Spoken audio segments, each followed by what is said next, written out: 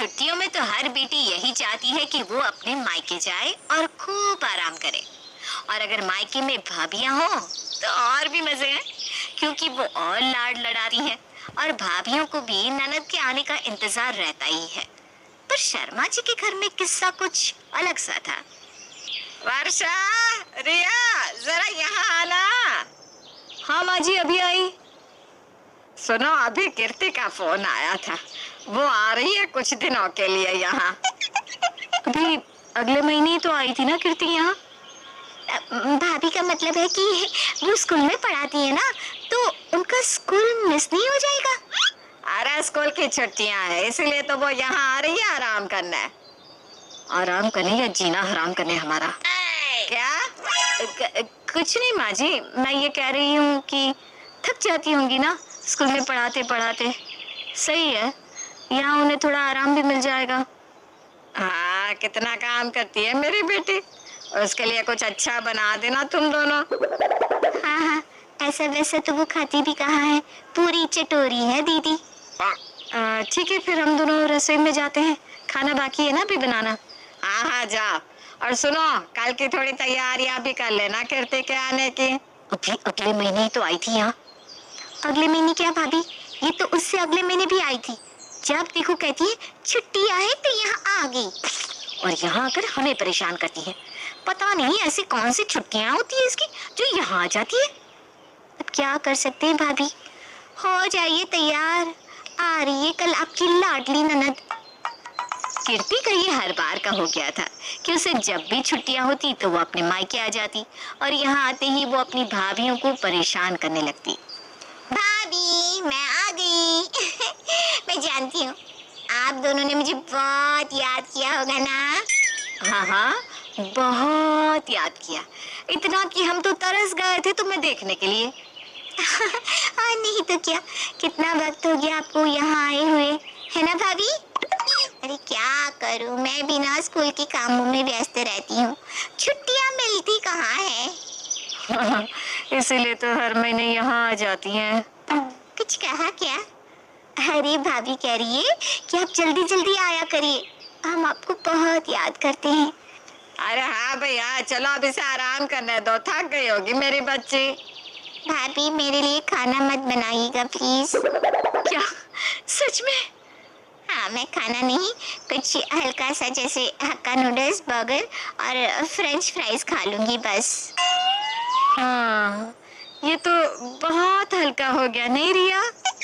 हाँ, और भी कुछ साथ में लेना हो तो बता दीजिए। चलिए आप बोल रही हैं तो साथ में ना कोल्ड कॉफी भी बना दीजिएगा, बस खुश। आती ही हो गई इसकी डिमांड शुरू। ये तो कुछ भी नहीं भाभी, रात को हमारे पतियों को तो आने दो, फिर देखना भैया भैया करके कैसे पीछे पड़ जाएगी। भैया मुझे ये दिलवाओ, भैया मुझे वो लेके दो। और हमारे पति भी कहाँ कम है, बहन के पीछे सारे पैसे उड़ा देंगे, और हमारा वक्त आने पर मेरे पास पैसे नहीं है यही कहते हैं। अरे हमारी फूटी किस्मत। चलिए अभी नूडल्स, बर्गर, कॉफी सब कुछ बनाना है। कीर्ति जब भी आती उसकी फरमाइशें खत्म होने का नाम ही नहीं लेती, और उसकी सेवा करते करते वर्षा और रिया थक जाया करती। वर्षा भाभी, आज ना मेरी कुछ सहेलियां आ रही हैं, तो मेरा रूम बना दीजिएगा, और हाँ कुछ अच्छा सा नाश्ता और कोल्ड ड्रिंक्स भी उनके लिए तैयार कर दीजिएगा। हाँ हाँ, और कुछ महारानी साहिबा? क्या? अरे भाभी का मतलब है और कुछ ननद साहिबा, प्यार से कह रही हैं आपको। हाँ। आप दोनों मुझसे कितना प्यार करती हैं मैं जानती हूँ, मैं यहाँ कम आती हूँ ना, इसलिए आप दोनों मुझे मिस करती हैं, यही सच है ना? हाँ, बहुत कम आती है, यही है सच है। सही है। कोई बात नहीं, अब से ना मैं जल्दी जल्दी आया करूँगी बस। इससे भी जल्दी? ओहो, अब प्लीज मेरी सहेलियां आए इससे पहले मेरा कमरा और नाश्ता सब तैयार कर दीजिए ना। देखिए मैं आपकी मदद भी करवाती, पर मैंने ना अभी अभी नेल पेंट लगाया है। कोई बात नहीं, हम कर लेंगे, बैठो तुम। मदद करवा दी थी, आज तक करवाई है क्या कभी मदद?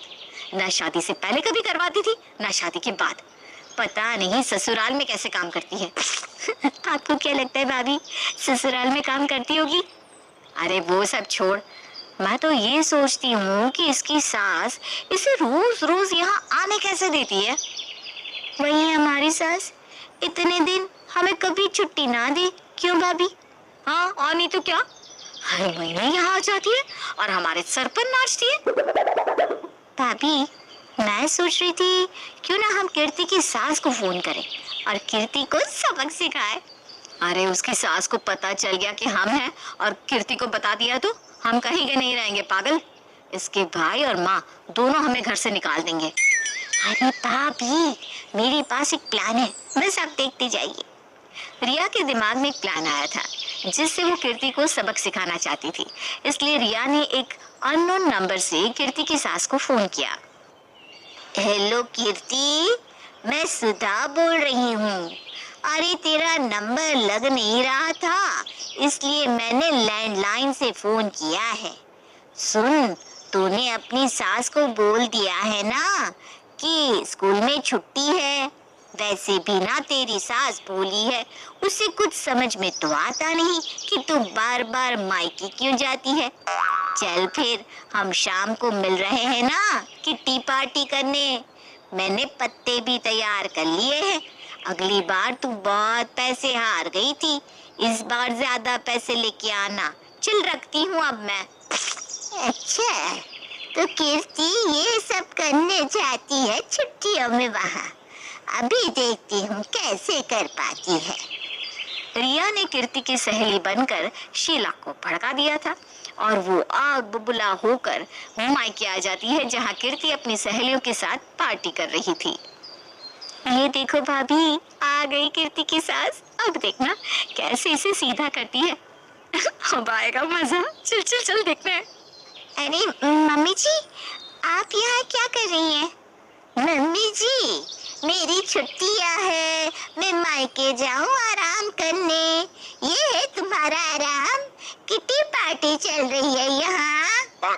अरे समधन जी, वो तो बस यूं ही सहेलियों के साथ थोड़ा। आप चुप रहिए समधन जी, आपने ही इसे सर पर चढ़ाया है।